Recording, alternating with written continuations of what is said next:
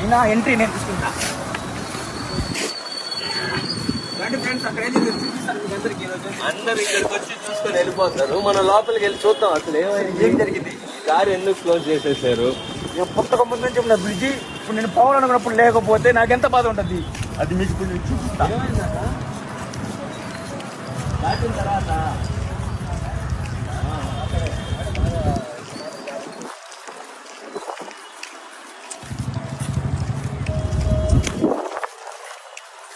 రండి, నా కళ్ళతో మీకు చూపిస్తా. ఎంత ట్రాఫిక్ ఉంటే మన వెంకటేశ్వరం ఫ్లైఓవర్ చూడండి, జనాలే లేరు. విషయంగా మారింది. ఎందుకు ఇలా జరిగింది? దీనికి గట్టి కారణం మనం తెలుసుకుందాం రండి.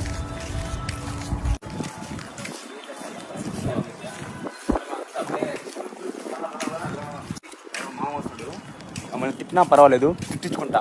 కొట్టినా పర్వాలేదు, కుట్టించుకుంటా. కానీ మీకు మాత్రం చూపిస్తా. చూపించడమే మా లక్ష్యం. అదే నా లక్ష్యం. నేను చూసినప్పుడు 2 అంగుళాలు ఉన్న బొక్క ఇప్పుడు బోర్ అయిపోయింది.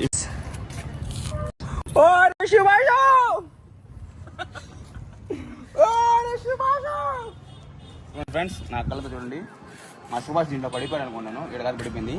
అది ఆడికి వెళ్ళాలి, ఎత్తుకుతాం మళ్ళీ. అయితే ఫ్రెండ్స్ బాగానే పడిపోయింది. కొత్త ఫ్లైఓవర్ వేయాలని ప్లాన్ వేస్తున్నాం.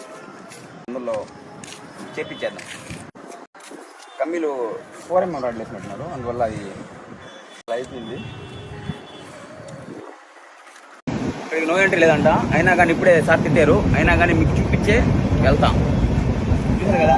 ఓ సుభాష్